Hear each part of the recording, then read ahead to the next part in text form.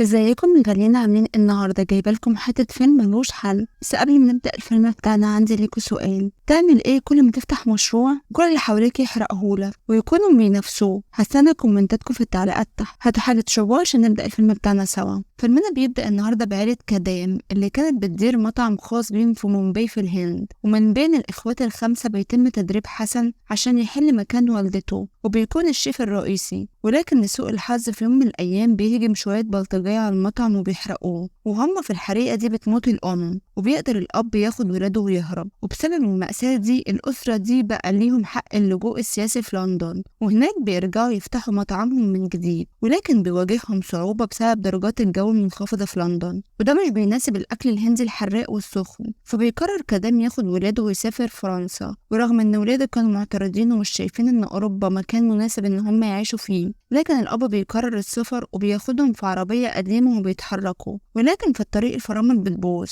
وبيكونوا هيدخلوا في جرار زراعي، لكن الأب بيلف وبياخد طريق تاني عشان ما يخبطش في الجرار. وبعدها العربية بتعطل في نص حقل من الحقول، ولحسن الحظ في اللحظة دي بتمر ست جميلة اسمها مارجريت وبتعدي عليهم بعربيتها وبتساعدهم وبتزق معاهم العربية لحد بيتها وبتخليهم يستريحوا وبتحضر لهم العشاء. وبعد العشاء بيقرر الأب ياخد ولاده ويقضوا الليلة في فندق قريب من بيت مارجريت لحد لما العربية تتصلح. وتاني يوم الصبح بياخد كدام حسن وبيتمشى حوالين الفندق، وهناك بيلاحظ كدام مبنى قديم كان زمان مطعم وأصحابه عارضينه للبيع. وكدام بيقرر إنه يشتري المطعم، ولكن حسن بيقول له خد رأي منصور أخويا الكبير الأول. لكن كدام بيكون عنيد ومش بيسمع النصيحة وبيقول له أنا هشتري المكان بفلوسي مش بفلوسه. وبيدخل كدام يتفرج على المكان، وبيكون في ست عجوزة بتظهر له بتقول له انت داخل مكان مش مكانك. فكدام بيقول لها انا عاوز اشتري المطعم ده، لكنها بتقول له انها مش صاحبة المطعم. فبيروح حسن يقول لمنصور وباقي اخواته على خطة ابوه، ولكنهم مش بيكونوا مقتنعين عشان قدام المطعم القديم اللي عاوز يشتريه ابوهم مطعم تاني بيقدم اكل فرنسي. ولكن رغم رفض اولاد كدام الا ان كدام بيصمم انه يشتري المطعم، وبيقول لهم انا عارف ان المطعم الفرنسي بيقدم اكل حلو، لكن الفرنسيين ما جربوش الاكل الهندي قبل كده اللي احنا بنعمله. وبيتكلم كدام السمسار اللي بيبيع المبنى وفعلا بيشتريه. وبعد فترة صغيرة بينقلوا للمبنى وبيقرروا يسموا المطعم ميزون مومباي. ومن ناحية تانية بيكون المطعم الفرنسي اللي قدام المطعم فاخر جدا، وبيكون 5 نجوم وصاحبته ست عجوزة اسمها مدام مالوري، وأقرب حد ليها من اللي شغالين معاها هي مارجريت. وفي ليلة مارجريت بتكون في السوق وبتشتري حاجات للمطعم، بتقابل حسن بالصدفة وبيبدأوا يتكلموا ويتناقشوا عن المطاعم في فرنسا بما فيهم مطعم مدام مالوري. وبيعرف حسن ان مدام مالوري بتخطط تاخد جايزة كبيرة مهمة خاصة بالمطاعم. ورغم ان حسن ومارجريت دلوقتي بيتنافسوا، لكن مارجريت قدمت له كتاب فيه وصفات اكل فرنسي عشان يدرسه. وبينشغل عيلة كدام بعد كده بتجهيزات المطعم بتاعهم، بيبدأوا يوزعوا بوسترات على افتتاح المطعم في الاماكن الزحمة. وفي وسط كل الزحمة والشغل اللي كانت بتعمله العيلة دي بتيجي مدام مالوري وتزورهم وبتقول لهم صوت الاغاني اللي انتم شغالينه عالي جدا، وبتبدأ تتفرج على الاستعدادات اللي بيعملوها عشان يفتحوا مطعمهم. ولكن بتشوف ان المطعم بتاعهم عمره ما هيكون في نفس المستوى بتاع مطعمها، وان الاكل اللي هيقدموه هيكون وحش زي الموسيقى الهندية اللي سمعاها. وبتطلب من حسن يوريها المنيو، وحسن بيكون نيته سليمة وبيوريها المطعم، وطبعا دي غلطة كبيرة هيدفعوا تمنها بعد كده. وتاني يوم بيروح كدام وحسن يشتروا شوية طلبات من السوق، ولكن بيتفاجئوا ان مدام مالوري اشترت كل السلمون والرابيان والمشروم، ونتيجة لكده بيضطروا يروحوا أسواق بعيدة عشان يشتروا المكونات دي وبيضيعوا وقت أكبر.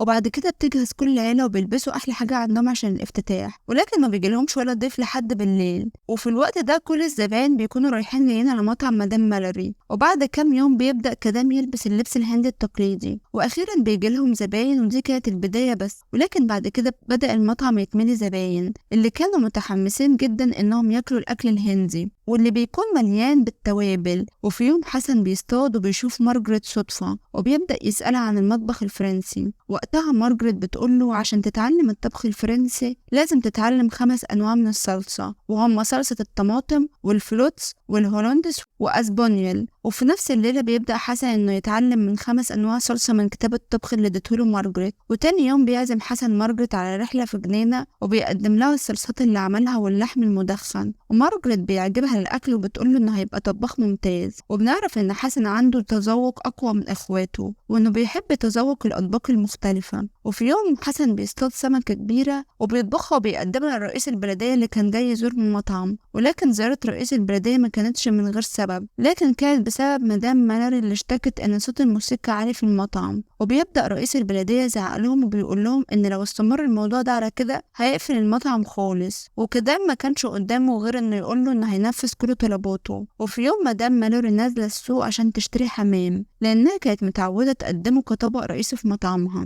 لكن اكتشفت ان كده اشترى كل الحمام اللي في السوق. احسن اهو ردهولك لك اهو، انت خدتي الروبيان والسمك والحاجات وهو خد الحمام. احسن لانه خد الوصفه اللي هي بتعمل بيها الحمام من اللي بتغسل الصحون في مطعم مدام مالوري بعد ما ادالها رشوه. وده طبعا ما عجبش حسن، وبيعمل حسن وصفة الحمام بصلصة الفرنسية وبيروح يدوقه لمدام مالوري، لكن مش بيعجبها الأكل وبتقوله ضيعت وقتك على الفاضي وبترميه قدامه. وقتها حسن بيحس بإحباط شديد وكان فاكر إن الصلصة مش حلوة بجد، لكن الحقيقة إن الصلصة دي كانت أحلى صلصة مدام مالوري دقتها في حياتها. خبيثة مدام مالوري دي ومفترية. لكن التنافس بين المطعمين بقى واخد شكل غير عادل وبدأ كل واحد فيهم يبلغ عن التاني للمسؤولين، وزاد الخلاف بين المطعمين جدا. وفي يوم بتشوف مدام مالوري الطباخ بتاع مطعمها ومعاه شوية بلطجية، ولكنها بتقفل الستارة وبتدخل تنام، وبيهجم البلطجية دول على المطعم بتاع كدام وبيحرقوه. وخلال الحريق ده بيتصاب حسن وإيده بتتحرق. وتاني يوم بتجمع مدام مالوري كل موظفين للتحقيق في الحريق اللي حصل في مطعم كدام، وبتكون شاكة في رئيس الطباخين اللي عندها واللي اسمه جنيبير لأنها شافته واقف مع بلطجية ليلة الحادثة. وبيعترف جنيبير باللي هو عمله، بتفصله مدام مالوري فورا. وفي الوقت ده بيكون حسن متصاب في ايده ومش عارف يطبخ وبيكون متضايق وبيقول لنفسه لو ما عرفتش أهزمهم أنضم ليهم. وبتروح مدام مالوري للمطعم كدام وبتنظف السور كنوع من التعويض عن اللي موظفينها عملوه. وبيروح حسن لمالوري وبيقول لها أنا عاوز أطبخ لك عجة، ولكن بشرط إنك تساعديني في تقليب البيض لأن إيدي مصابة. وعارف حسن من مارجريت إن لما مالوري عملت امتحان لواحد كان عاوز يشتغل طباخ عندها، الامتحان كان عبارة عن طبخ عجة، وكانت مدام مالوري مستغربة من طريقة طبخ حسن للعجة. ولكن لما دقتها ما كانتش مصدقة نفسها من حلاوتها لأن فيها توابل وحاجات حراقة وباردة وكلها بتدف في بقها في نفس الوقت. اعترفي بقى يا مالوري إن حسن طباخ شاطر. وبتقول له مدام مالوري إن طبق الحمام اللي عمله كان حلو. وقتها حسن بيطلب إنه يشتغل عندها، ولما بيروح حسن لأبوه بيستأذنه عشان يشتغل عند مدام مالوري أبوه بيتجنن وبيرفض، حتى لما أبوه بيعرف إنه عاوز يشتغل 6 شهور بس عشان يطور من نفسه في المطبخ. وبيروح أبوه من زعله وبيزعق جامد قدام مطعم مدام مالوري، لكن مدام مالوري دفعت عن نفسها إن دي رغبة حسن. وفي ليلة بتستنى مدام مالوري حسن قدام المطعم، ولكن مش بيجي لأنه بيكون بيقضي الليلة في بيت مارجريت وبيقول لها إنه هيشتغل في مطعم مدام مالوري وبكده ممكن يشوفها كل يوم. لكن مارجريت ما كانتش فرحانة لأنها كانت فاكرة إن بعد طرد جنيبر ممكن تكون هي رئيسة الطباخين. ولكن حسن بيقول لها إنه مش بيسعى ورا أي منصب، هو عايز يطور من نفسه وخلاص. وتاني يوم بيروح كدام لمدام مالوري اللي كانت نايمة قدام مطعمهم، وبتعترف مدام مالوري اللي كدام إنها محتاجة حسن عشان تعرف تاخد الجايزة اللي بتسعى وراهم. ولما بيرجع حسن البيت بيكون كدام ومالوري اتفقوا إن حسن يشتغل معاها، ولكن شغل حسن عند مالوري خلى علاقته بمارجريت متوترة. وكمان لما مدام مالوري بدأت تثق في حسن بقت تخليه يطبخ الحمام كطبق رئيسي، وبدأت علاقة كدام ومالوري تتحسن وعزمته في المطعم عندها عشان يدوق طبخ حسن. وكان حسن بيبدأ يبتكر في الوصفات التقليدية ومدام مالوري كانت موافقة. وفي يوم بتستنى مدام مالوري الناقد اللي هيقيم الأكل وبيديها الجايزة،